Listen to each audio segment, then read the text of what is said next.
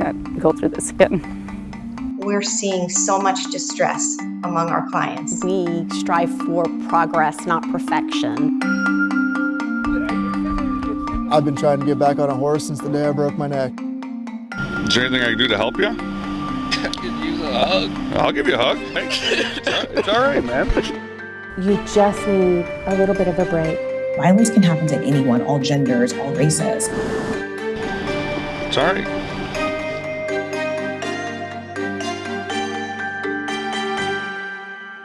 Welcome to Solutionaries. I'm Lewis Bolden. Okay, so let's start with that word, Solutionaries. What does it even mean? A solutionary is a creative thinker and doer driven to create a positive impact in our community. And the good news is there are many of them. We're excited to shine light on their work and celebrate our communities. Today we're talking about mental health, an issue less taboo to talk about, but instead a topic thrust into the limelight. Mental health isn't a small issue. Most subjects covered by our nationwide team are not. There isn't a silver bullet solution for mental health, no one-size-fits-all answer for the problem. We want to acknowledge and make it understood that our pursuit of solutions is a hunt for actionable ideas we can use to help. If we can stack those on top of each other, we can make a difference.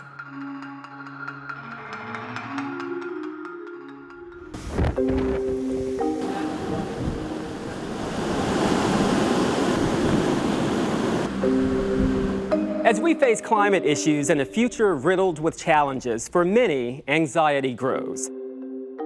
I just want people to pay closer attention to it, start doing something. There are lots of indicators pointing toward rapid irregularity when it comes to weather. The National Oceanic and Atmospheric Administration, aka NOAA, and other climate watchdogs illustrate several concerning factors contributing to change. Global temperatures have risen 2 degrees Fahrenheit over the last 140 years. Now that's a seemingly small number, but a change with huge implications. We'll have more on that in a moment. Stronger storms are evident. According to the Center for Climate and Energy Solutions, scientists say they aren't sure if we should expect more hurricanes, but we absolutely should expect stronger, more devastating storms. It's also an expensive problem. The National Center for Environmental Information says 2022's disaster bill was $165 billion. Yes, that is billions with a B. And that's just a tiny sample of the enormity of the problem. Solutionaries correspondent Eric Sandoval searched and found solutions for climate anxiety.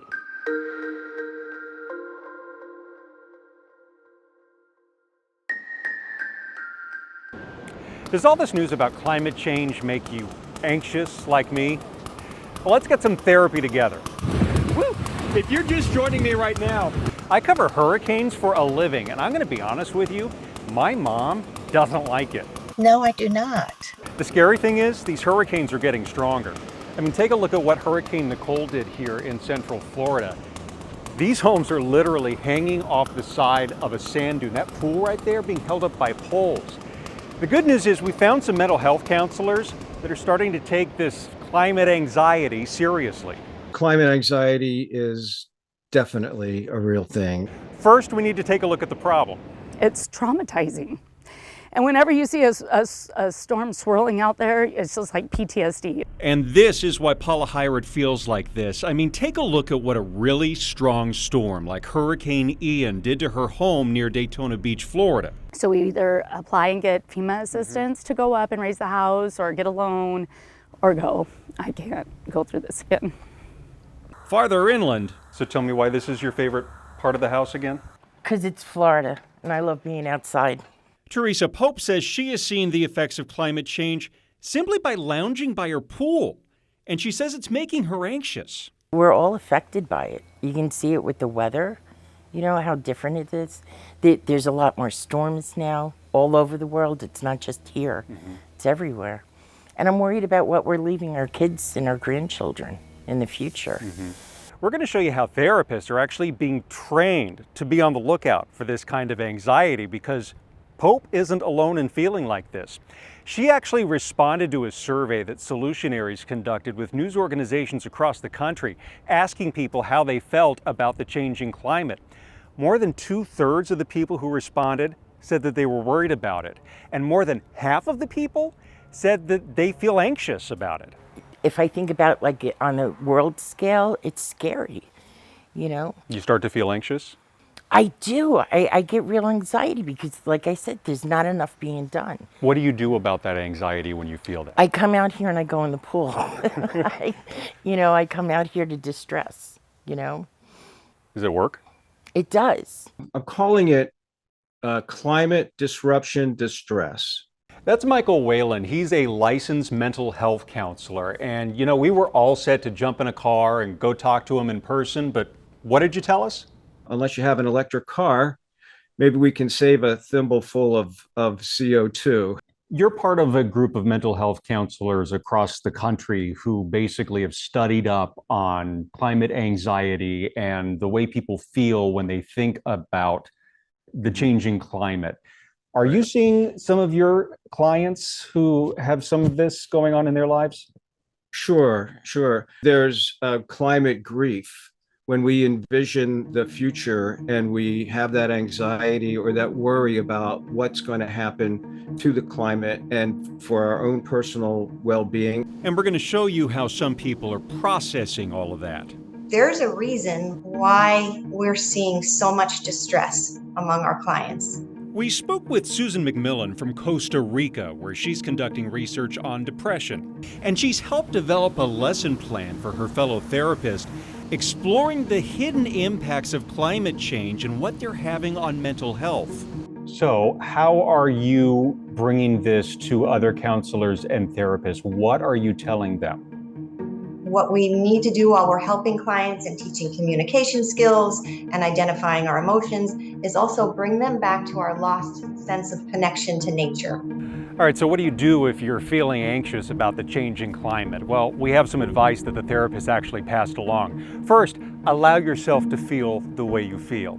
Talk to some friends and family about your feelings. And if you can, take some action. Hi, my name is Allison Dacott, and I am an environmental artist, a timepieces artist, and looking to just change the world through my art. We spent about 40 hours creating this mural. This whole concept is about a bear. His name is Future. He lives in 2060, and it's the world transformed by climate change. So this is his two friends, a pelican and a panther, because we had to make it Florida-based. And I'm collaborating with Vola Foundation to make this beautiful mural and have a message that has impact. So taking action can be therapeutic. I just want people to pay closer attention to it, start doing something. So can talking to your friends and loved ones about your anxiety over the changing climate. So can finding a mental health counselor who's keyed into the subject. So it feels good to be part of the solution. That's the only way. Switching gears now from climate, let's talk about court. Yeah, that's right, court, as in courthouses and judges. In Duval County, Florida, in an attempt to break the cycle of people bouncing in and out of jail, they have established a mental health court. Their mission is to collaborate with community service providers to assist and encourage those with mental health illnesses to obtain treatment services to enhance their quality of life. Solutionaries correspondent Vic Michelucci takes us into the courtroom. All right, ready. On a mission, these mental health professionals are hoping to solve some of Jacksonville's problems with homelessness and drug use, one person at a time. The mental health offenders program has just been life-changing for so many people who are just stuck in this cycle of repeatedly getting incarcerated or repeatedly getting hospitalized. Hey, Magistrate Brady. How are you doing? I'm all right. A big component is court. Magistrate Brooke Brady and another judge handle the MHOP program at the Duval County Courthouse. So how's everything going on your own? I hear you're doing well. They make sure that participants follow the rules and get the help that they need. You've been doing okay? Yep. I heard you were negative on your drug screen. That's fantastic. We watched your hearing. You showed a lot of mercy. Yeah. So it's a very difficult population. We strive for progress, not perfection. Many of these people have come such a long way already. Magistrate Brady says this seems to work incredibly well, getting people off the streets and into stable housing. cutting down on the small crimes, as well as jail and hospital costs. What has been the greatest success story? We had a gentleman in our pilot program. He was arrested, I believe it was 97 times from 2017 until he came into our program. He was one of our first graduates of the program. He has not been rearrested. He's gotten his benefits. Jacksonville's City Council allocated $600,000 for the project. The state of Florida appropriated another $700,000. That's a total of $1.3 million to run the program, for now. With this money, the program is expanding to 40 participants. That's still a small percentage of the more than 200 people that authorities have identified as eligible. The cost is relatively low, according to program leaders, who help participants apply for benefits, which offset their living, rehabilitation, and medical expenses. Some stay at the Sulzbacher, others at hotels, apartments, or group homes. The pilot started with 20 people whose arrests cost $362,000. Since entering the MHOP program, their bill was a much more manageable $12,000. It's been life-changing for participants like Corey. Did you have a home? No, I didn't have a home, no. Where'd you sleep? I sleep like really ain't go to sleep, but I slept like by some dinner places sometimes. Watching like Popeye cartoon. He came into the program barely communicating. Now, he's grown and volunteers as a helping hand at the shelter. You know, to see somebody that everybody else has sort of given up on and said, well, they're not going to be able to make it work in an assisted living or in their own apartment. We're the safety net of the safety net, and we're going to come in and we're going to say, no, this person deserves that chance. And to work with somebody like Corey and to see him blossom in the program, to see him want to give back. He wants to be here volunteering and watering our plants. There are lots of other ways to connect with people in need of a little help. It's sitting a lot better for you, though. In San Antonio, veterans are reclaiming happiness in the saddle. In just moments, the amazing benefits of equine therapy. It doesn't matter what your disability is. If you're interested in something, there's a way to try it. It might not be the same as what you're used to in the past, but there's still a way to participate in that activity and to enjoy it.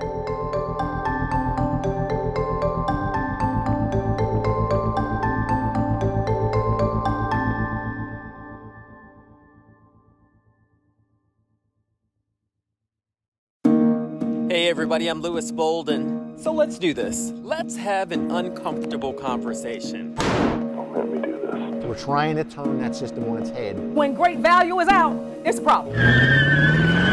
It'll take pressure from police chiefs, from politicians, from the community to say enough is enough.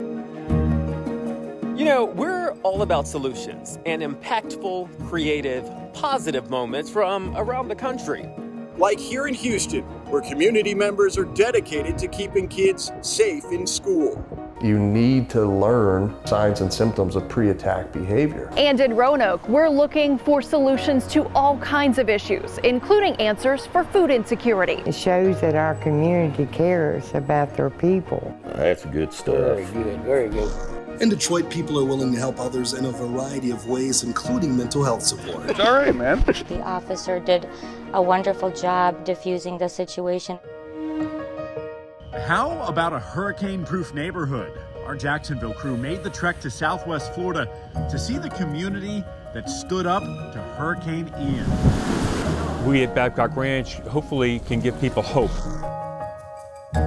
In San Antonio, equine therapy is changing veteran lives for the better. It doesn't matter what your disability is. If you're interested in something, there's a way to try it. And that's only a small sample of the solutions we found. Think as if it were you on the other side. We want to know how we can help your community.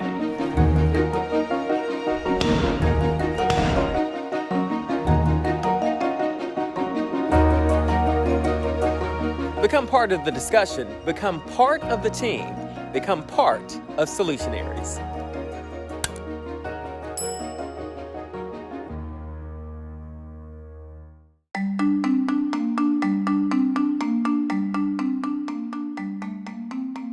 Welcome back to Solutionaries. When you think of the word therapy, you're probably picturing an office, a couch, and a therapist with a notebook. But when it comes to equine therapy, well, that's not at all how it looks. Veterans searching for a happy place have found it in a saddle on a horse. Solutionaries correspondent Stephen Cavazzo strapped his boots on to tell us about this story about an amazing group of people and some trusty steeds.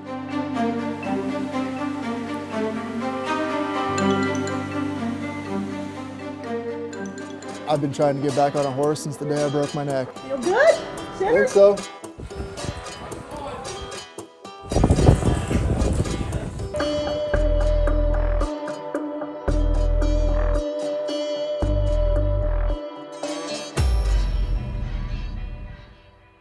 Left foot in first. Yes. And then just swing yourself up and over. All right. That feels pretty comfortable. All right. Now you're going to take the left rein. You're going to pull left. Pull left. Yes, pull left. All right. This is where you learn to become a cowboy, right? Full attention, check. Get comfortable. Nerves, not so much. In fact, it took a little while to get comfortable here at the Stonewall Sorting Range. But once I did... Use your right hand to pull. Okay. There you go. Now kick. And then go straight. Oh, we're moving, folks. We're moving. We were off. James Holbrook understands that rewarding feeling. And he tells me for veterans coping with their mental health, it can be life-changing. You know, when you talked about stepping onto the horse for the first time, it was that feeling of like, okay, I can't be distracted. I need to be present here.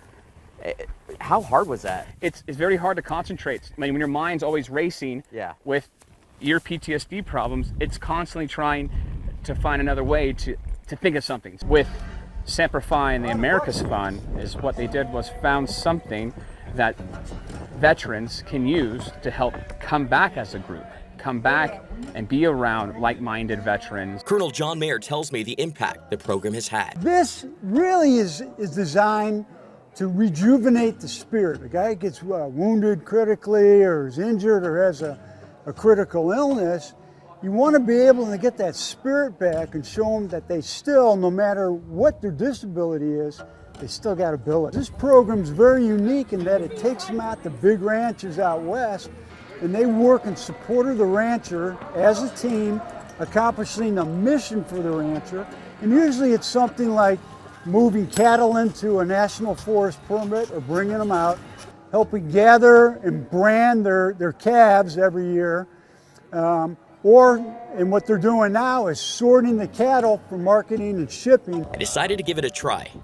I'll be honest, this rookie was pretty nervous, but with some encouragement and trust, I was in control. The horse doesn't care about your past. It doesn't care if you've been blown up. It doesn't care that you're missing an arm or a leg.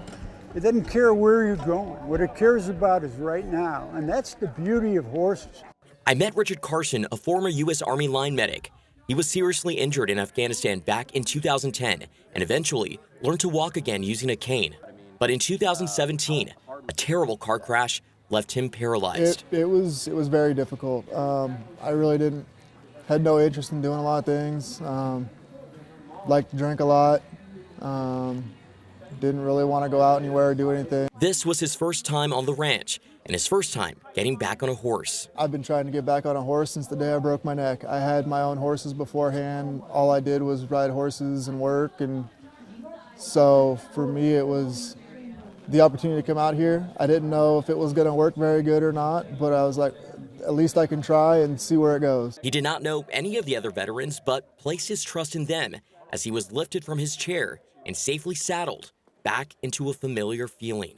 It was amazing. It was freeing. It gets me out of the chair doing something. It's getting back to something that I love doing that helped me deal a lot with my PTSD. Carson tells me the real healing begins when you say yes. It doesn't matter what your disability is. If you're interested in something, there's a way to try it. It might not be the same as what you're used to in the past, but there's still a way to participate in that activity and to enjoy it. Equine therapy has many benefits and is available all over the country, not just in Texas. Seems like you got a lot going on, man. It's all right. It's all right, man. Solutions? Yes, we have more. We have a lot more. including mental health days, standing up to domestic abuse, and an emotional moment with an officer and distraught young man illustrate how emotional support and compassion can change someone's day, maybe even the rest of their life. Get you some help. Yeah, we can get you somebody to talk to and stuff.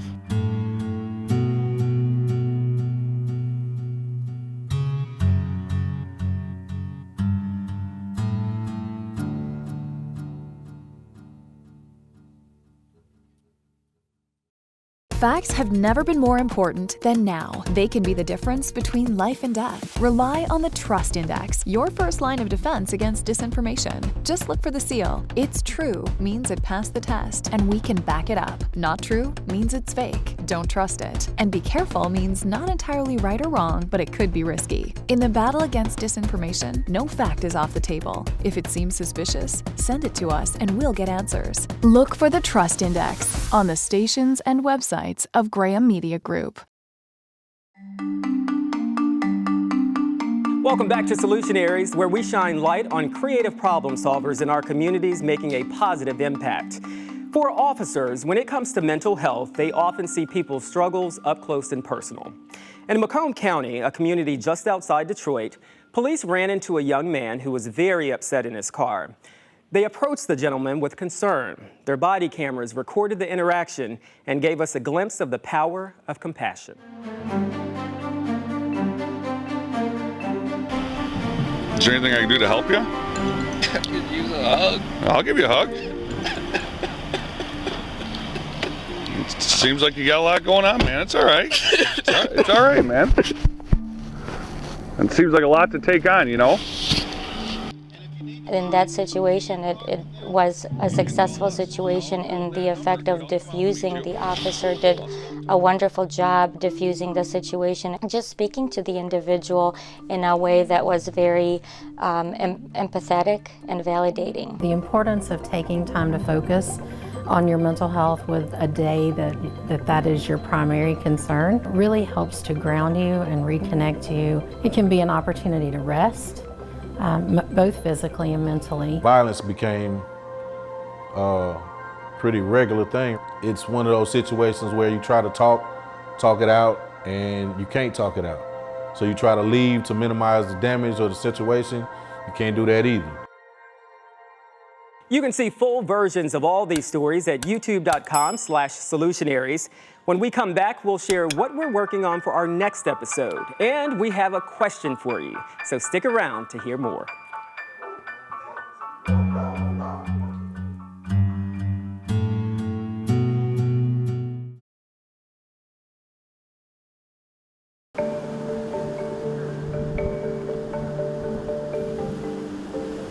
What's going on, everyone? I'm certified meteorologist Jonathan Kegas, and I hope that you are ready for updates on storm tracking, hurricanes, and all kinds of weather-related content coming to you on our YouTube channel, Just Weather. All you have to do is scan that QR code on the screen to like, share, and subscribe to all of our weather-related updates, stories, and video content.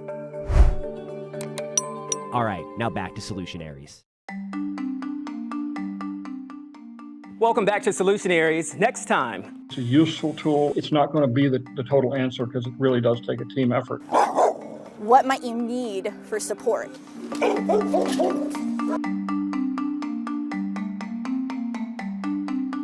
Do you think you're a solution? I do think that maybe I'm a solution, but I think that veterinary technicians in general and better utilization of them in the hospital.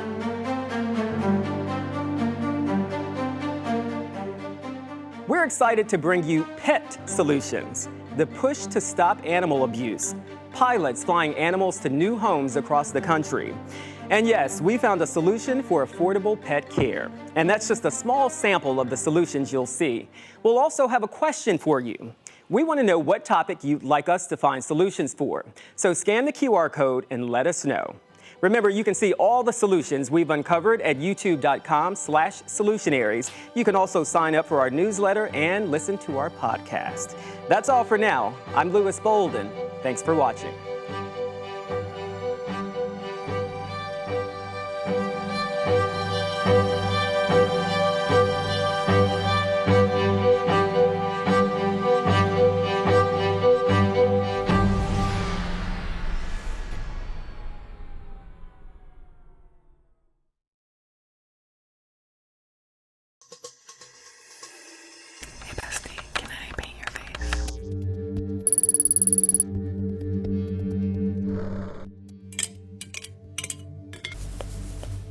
that, there are quite a lot of people who experience ASMR and they just think everybody does. I just get very relaxed and I get like tingles, kind of like a euphoric in a way, but I would just compare it to like a really good brain massage. It's kind of like getting a head massage with one of those head massager thingies without being touched. So it kind of feels a little bit like that. It stands for Autonomous Sensory Meridian Response. The term describes a feeling. The feeling itself has been described as a kind of fizzing under the scalp and under the skin of the head, and like kind of goes down the body, and it's very relaxing and euphoric at the same time. It also feels a little bit like goosebumps if you've ever had that, but not really.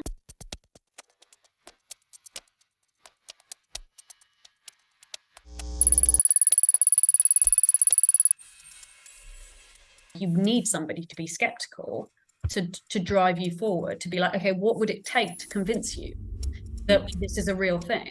Oh, what the heck? Let's get a little crazy and mix some of the yellow in. And I joined TikTok during the pandemic while working from home and was very bored and lonely. I was scrolling on TikTok and some ASMR videos popped up, and initially I was a little taken back by the effect of it. There were a couple that I actually really enjoyed, secretly didn't tell anyone that I was watching these videos, like it was some sort of taboo thing.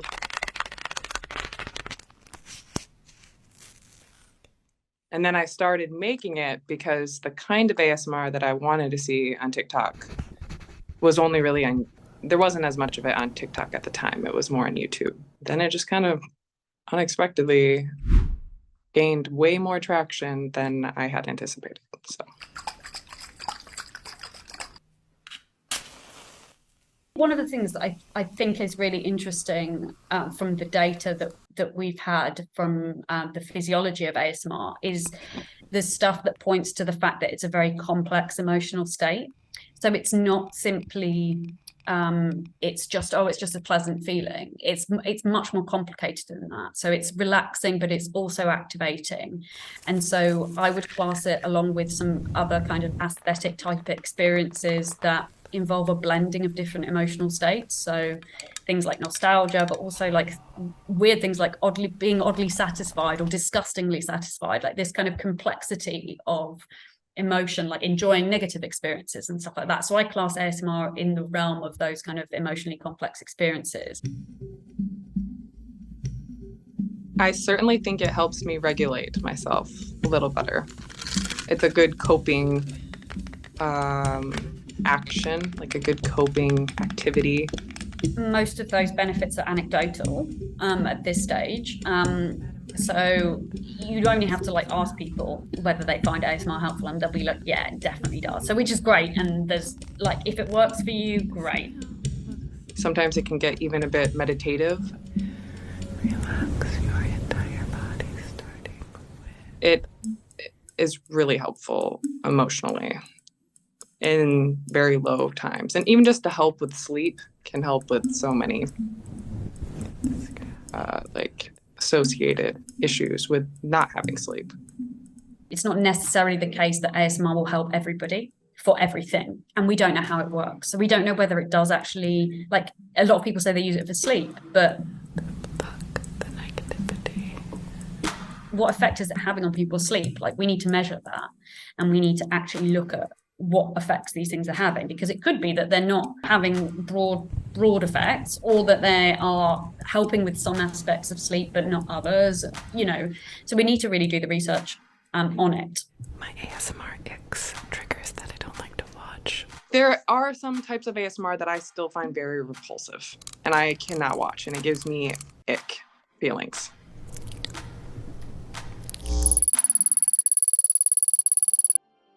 I wouldn't yuck anyone else's yum.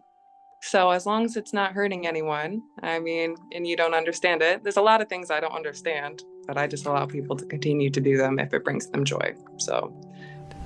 Sweet dreams. Thank you, Paige.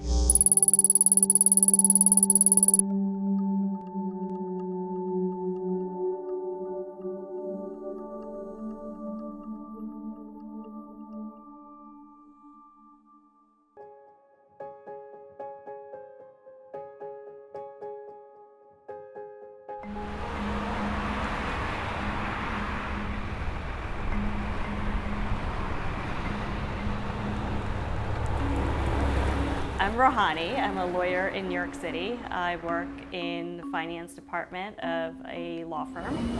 The city that never sleeps can be both energizing and exhausting. And while it may look like Rohani Mayera's working from her NYC office, zoom out and you'll see a different backdrop. Is it a good change from New York? Yeah, it's been really incredible to be here. She's on a 1-month getaway in Jacksonville Beach, Florida. But this is no vacation. I think the actual documents are good. I have a full setup. I actually have an excellent setup. As you can see, I have a big monitor. My laptop's connected. Her law firm is allowing its staff to work from anywhere in the world for 30 days. She chose this short-term rental as her temporary office. Some of your colleagues, where are they working from? There are people they're in Maine. A lot of people are visiting family around the country. There are a couple of people in Europe. Have you had problems staying focused? No, I personally think I work better working from home. There's less distractions, there's less people coming in and out of the office. So it's quiet when I want it to be, and I can step outside when I need to. College students we spoke to seem to be in consensus. Something that I can work from home basically because I want to travel. I don't want to just be in a confined space, so anywhere around the world would be nice. Thanks to the pandemic, technology, and just trends, traditional office life is becoming less appealing. So you don't want to go into an office? No. Dress up? No. 9 to 5, sit in a cubicle, no. So you want a job where you can work from anywhere in the world? Yes. And still get paid? Yes. Yeah. Do you think you can get it? I think I could. And there is research about this as more and more people find working remote to be appealing. Let's take a look at some of the studies from OWL Labs. They surveyed people all across the world. Globally, 56% of companies allow remote work. 16% of businesses are fully remote. Those who work remotely are 24% more likely to feel happy and productive in their roles versus those who don't or cannot work remotely. 34% of American workers would take a pay cut, up to 5%, for the ability to work remotely. The number of job postings that offered hybrid work increased by 52% in the period between September 2021 and August 2022. That's according to FlexJobs. And other trends include a 4-day work week, a wellness stipend, and something as simple as snacks. Do you think this generation wants more flexibility? I think that this generation had 2 years of having to be flexible with the COVID pandemic. And so that they have the ability to work from home, they've demonstrated it. And so now they know that they can apply it. So my name is Scott Curry. I'm the Senior Director of Industry Engagement for UNF Career Services. What do you do? So basically my job is to get students jobs. I work and interact with employer partners to help them create internship programs, experiential learning, and career opportunities for our students. A lot of people will say, look at this generation. They're on their phones, they're on their computers. They're not working as hard because they're not going into the office. What's your response to that? It's a different type of work. Students are able to get a lot done on their phone when it comes to work. A lot of opportunities are remote and allow students to get work done, from the field or from, their living room. So I think it depends on the position. I think it depends on the applicant. Yeah. So there's still quality out there? Absolutely. He points out that some companies still prefer in-person, making going to work more of an experience than a job. The compression boots, which a lot of pro athletes have been using those compression boots that help with recovery. They have the therapy gun devices that all staff members can come down between calls or between work or before and after their workouts, and they can really use these recovery services that they have. Equally, there's a yoga teacher who comes in. The CSI companies in Jacksonville offer recruiting, IT, and staffing. They immerse employees in an environment that includes massages, sports games, and concerts. We've realized to retain them, we got to keep it a fun setting. So whether you take a break to go play pool or to shuffleboard or to go down in the gym, go to a yoga session, it's been a way for people to kind of get work done by still collaborating with their team in a different setting. So it's been a great way to work off some steam. This is Joseph with CSI Tech. How are you doing today? COO Kate Mays says in a competitive job market, offering perks has its perks. We've done a lot of employee engagement surveys, and again, it's been through the roof recently, and it's all the perks that we give back to our employees. We've had dramatic success over the past couple of years, and our growth trajectory is through the roof, and we put it back to the culture. Which candidate are you talking about?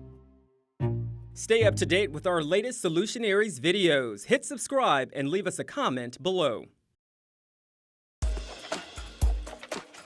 You are not going to change anyone's mind in this conversation. So why even expend the energy in this setting of getting yourself upset in an attempt to do so? You are not going to change a mind. If this is who my brother is, then what does that make me? If you feel like maybe one of your family members is saying something dangerous, pull them aside. Don't embarrass them in front of everyone.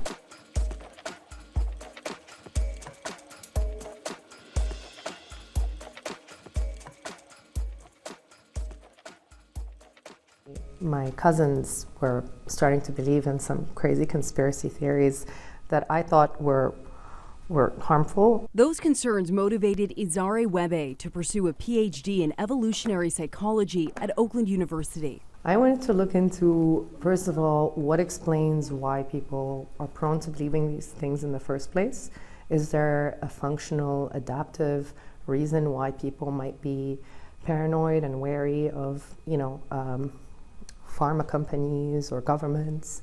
Like so many of us, Izare's family dynamics can get quite complicated, and this year, an election cycle and the holiday season are back to back. It's almost like a perfect storm in some ways for potential family conflict. But you can have some tools in your tool belt to try to navigate those family gatherings a little bit easier. Dr. Heidi Lyons is a professor of sociology at Oakland University. The data does show that as a country we're becoming more politically polarized. I don't think that's surprising to anyone. So I think the probability of having a family member who might feel different politically than you do is probably higher because we have such a growing diversity in political thought. We know the closer it gets to the election season, the more ugly even these ads become, and the more ugly the responses of individuals who believe either side become. Dr. Rose Moten is a clinical psychologist in Detroit. We always know there's going to be that one relative that gets a kick out of kind of pushing buttons and seeing individuals maybe get uncomfortable by discussing this. She says it's vital to remember understanding where someone is coming from does not necessarily mean you support their beliefs. You can understand why pro-lifers are pro-lifers without agreeing with pro-lifers. You can understand why pro-choice individuals are pro-choice individuals without necessarily having to agree with them. And this is the beauty of kind of using, this logical brain here and this critical thinking, areas in our brain that allow us to see the differences in opinions. It's kind of like, if this is who my brother is, then what does that make me? And so I think that makes sense, that you want your family who is in some ways a part of you. We think of our family as being an extension of us, to be aligned. I mean, that makes sense. Here's what you can do if the family get-together this year goes off the rails. So step number one, always remember, you can only control yourself, your actions, and your reactions. If you feel like maybe one of your family members is saying something dangerous, pull them aside. Don't embarrass them in front of everyone. Pull them aside. Explain to them why you are concerned about that belief. One of your personal boundaries may be, I don't engage in these conversations if they come up in settings that I don't deem they're appropriate to be had in. The next thing is that we want to make sure that you're aligning your expectations. You are not going to change anyone's mind in this conversation. So why even expend the energy in this setting of getting yourself upset in an attempt to do so? You are not going to change a mind. You will alienate them further if you just tell them that they're stupid. They're not. Evidence doesn't show that intelligence is related to belief in conspiracy theories. Remember, you don't have to be all things to all people in your life, right? So just because people don't align politically with you doesn't mean that you can't be a good daughter, son, brother, father, right? Just because they're different, choose to align on something else. Talk about other things. You don't have to be all things to all people. Dr. Rose suggests a simple breathing technique that you can do at the dining table or in the living room if a dispute becomes heated. Inhale through your nose, holding your breath for about 4 to 5 seconds, and then slowly exhale through your mouth, holding your breath again before you inhale. Repeat the exercise 3 to 4 times, and experts say it's been proven to help calm your physiological state. The person who doesn't think the same as you do is as passionate about their views as you are. And you don't want to listen with the intent of, I just got to get in there and respond. Listen with an open mind and understand there's always a why behind why a person feels the way they do. As her semester wraps up, PhD candidate Izare Webe says she'll offer more than an olive branch this holiday season. People I don't agree with politically in my family, I now understand where they're coming from more, especially during election time. She's armed with education, a deeper knowledge of what motivates people, and how to react. I'm so thrilled because now I can actually do my job of understanding human nature and not being shocked and baffled whenever, an election doesn't turn out the way I imagine it would be. Be sure to subscribe to Solutionaries to see all our latest videos right here on YouTube. Drop a comment below and make sure you hit subscribe to stay up to date with Solutionaries. I know who's gonna win. Your turn. Uno. Uno out. I knew it. Smarty. I knew it. Okay, you won the second hand. It's been hard at times because it was just me and my husband for years. We went a lot of years, just the two of us, and all of a sudden to have 3 children, it's been a big adjustment. But now I can't imagine life without them living here. Did you say I despise you? Yeah. Did you? No. I had to get my grandchildren because it wasn't a safe environment they were living in. So I filed for custody and got it. I had nothing when I got them. The parents wouldn't let me take clothes or anything. So social services hooked me up to the Care Portal. Talk to me about what is Care Portal. Care Portal is a technology platform that connects churches to families that are struggling. A lot of times there's a church, on the street, and maybe 4 doors down, there's a family that's in need, and the two don't know about each other. So Care Portal connects those things to try to bring support to families so that they don't have to have their children go into foster care. And what kinds of requests are made through Care Portal? Just about everything. It starts with diapers, bus passes. We've had one request, people needed a well. They'd been without water for a year. We helped with that. So, it just runs the whole gamut. Beds are probably the most common thing. The day we were there, the family got a new washer. Sometimes it feels like life or death, because sometimes if it wasn't for them, the light bill wouldn't get paid. Or, I do get some food stamps, but not enough to feed 3 active kids. So sometimes that runs out, and then I have to take part of my paycheck to buy groceries, and that takes it away from a bill. Why did Care Portal come about? Because of the need. There's a foster care crisis in America. And there's a foster care crisis in Virginia, and there's a foster care crisis in our community. For example, Virginia has ranked 48th, 49th, and 50th for getting kids into families before they age out of foster care. Since Care Portal launched in Central Virginia in 2020, they've served more than 3,000 children with an economic impact of $1.3 million. The results of this program, we're seeing the economic impact, we're seeing the numbers of families served, but it goes beyond that. It's keeping families together. It's absolutely about keeping families together. We want to serve at various stages of families' lives. For example, we want to support families upriver before the children go into foster care. We want to make sure that they're supported and the children never have to go in. Then, if sometime when they do go into foster care, we want to be there to support the foster family. Foster families, 50% of them quit after the first year.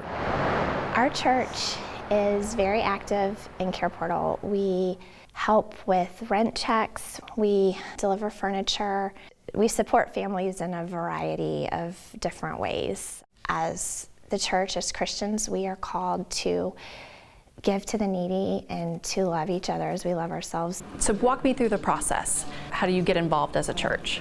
It's very simple. You need a small team of people that are going to support you and help you meet the requests that come in. You do not have to be a member of the church to be on a local response team. A lot of them are just people that have the same heart and passion for the community and want to serve and may go to a different church. What is it like looking at some of these requests for just like the most basic things? So the neat thing is that the caseworkers are going into the homes and they are meeting the families and they're really assessing what is an actual need and what's not. And so you feel like you have somebody vetting it for you. So you just trust them and trust that they know what that family needs. In the foster and adoption world, there's an idea that not everyone is called to foster and adopt, but everyone can do something. And Care Portal is that something. Are there any limitations to what you can do as a church or as an individual? So we would love to have more churches involved. We would love to see Care Portal grow. And if it could grow, then we won't have to have requests sitting out there and not being met. They help with clothing for the kids. School started. They've done Christmas, took up money and bought the girls Christmas gifts. They have helped us with clothing, bills, so many things, and I really want to do something for them when I'm older, like figure out who helped us and try to give something back to them, try to help them out a little bit. Helped us a lot. It's just made life a whole lot easier for me. Nanny is absolutely amazing. I would do anything for her in the entire wide world. I really love her so much, and yes, she has gone through a lot. We all help each other in this house, no matter what. Family is always family. Care Portal, connecting those in need with resources and people who can help. We want to hear about more solutions where you're from. Leave us a comment below and make sure to like, share, and subscribe. Don't forget to subscribe. What did I do wrong? Voter fraud. What is voter fraud? Voting when you're not supposed to. Shortly after law enforcement officers started arresting 20 people around the state of Florida for voting illegally in the 2020 election. And now they're going to pay the price for it. Florida Governor Ron DeSantis announced the arrests were the result of an investigation by his newly formed election police. Before I proposed this, and this was my idea. What he didn't announce. Why would y'all let me vote if I wasn't able to vote? There was a common theme among the arrestees. Voter fraud. I voted, but I ain't commit no fraud. They didn't understand why they were being arrested. Oh my God. The Solutionaries have learned most, if not all of those arrested, thought their rights had been restored because they were allowed to register to vote. They sent me a voter registration card, including Peter Washington. That would make me think that I was eligible to vote, or my rights were reinstated. Did you intentionally cast an illegal ballot? No. Those same voters have gotten voter ID cards from the very government who is now charging them. Hi, I'm Neil Voles. I'm the Deputy Director of the Florida Rights Restoration Coalition. Got involved in the movement in 2015. And helped lead the efforts to pass Amendment 4 in 2018. Ultimately, we're dealing with a data management problem.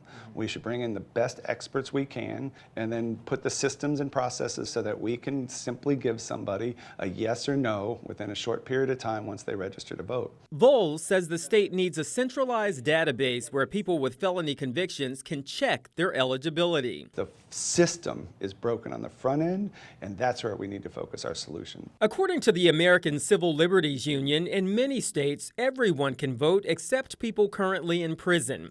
In 19 states, people with felony convictions can vote after completing their sentence, and rights are automatically restored. So there's nothing they have to do.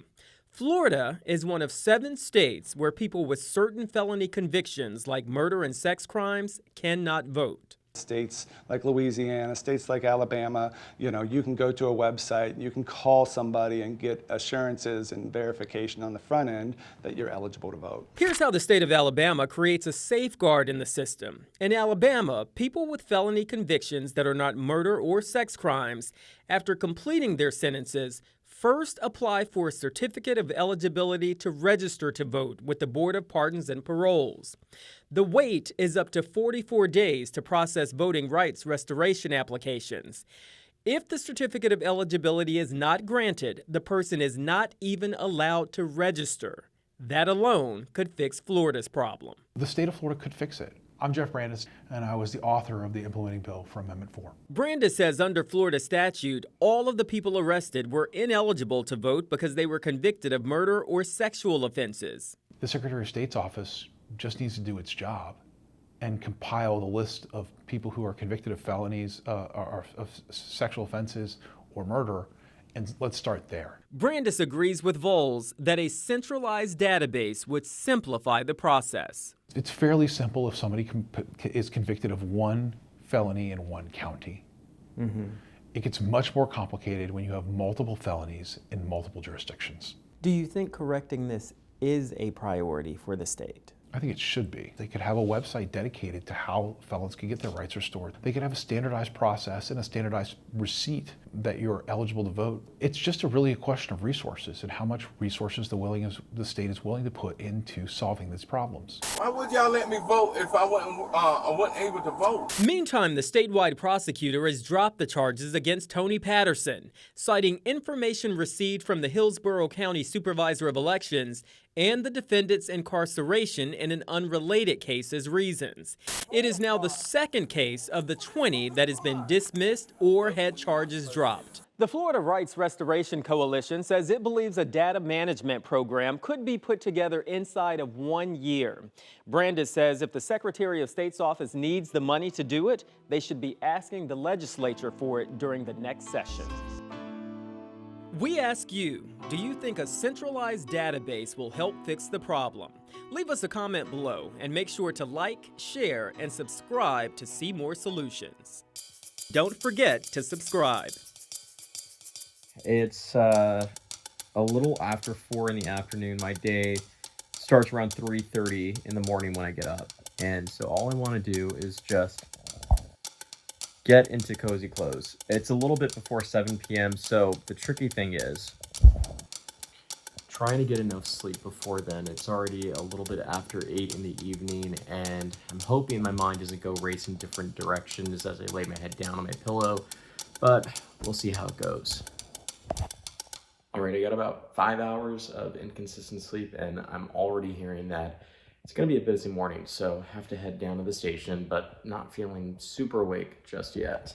Now, a lot of us are always on the go, but experts are reminding us to slow down and remember to breathe.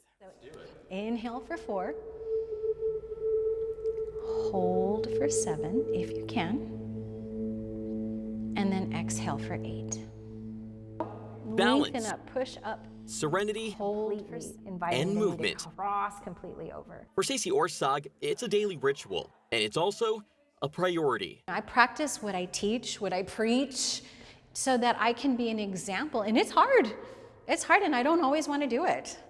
But if I don't do it, I'm not giving the best of myself, and I'm not honoring my body. And what she practices, yoga, and it's mindful movement.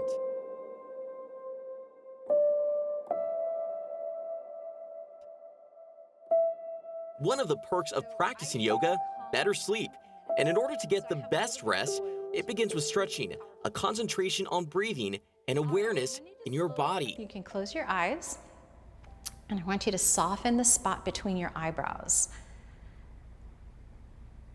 And then soften through the eyes. Allow your eyes to sink into the sockets.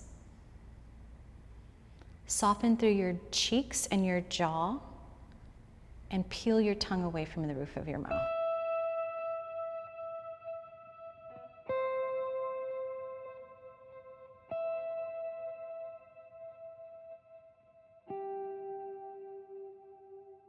So there are a lot of potential underlying causes for sleep deprivation.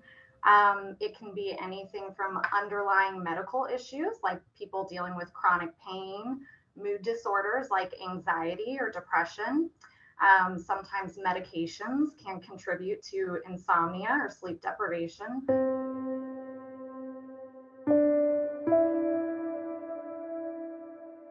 When the lack of sleep is so serious, it begins to interfere with our daily lives. Vaughter says it's time to seek medical help. However, she believes yoga can be beneficial to most who suffer from lack of sleep. A lot of times when people are lying in bed awake and their mind is just racing and they're starting to get that anxious feeling, that just stimulates your mind and your body further. And the more stimulated you become, the more difficult it is to fall asleep. So if you can come up with ways to relax both your body and your mind, you're setting the perfect stage for good rest.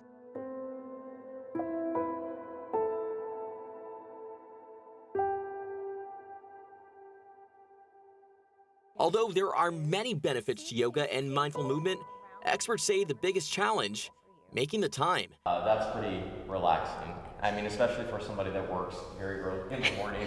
But Orsog says it's about breaking our own barriers. You have everything you need inside of you, starting with your breath, right? And the second thing is to listen to your body. It's just to become so in tune with your body that you recognize warning signals. Are you struggling to get enough sleep? Leave us a comment and tell us your story. Maybe you found a different solution. We want to hear about that too. Make sure to like, share, and subscribe.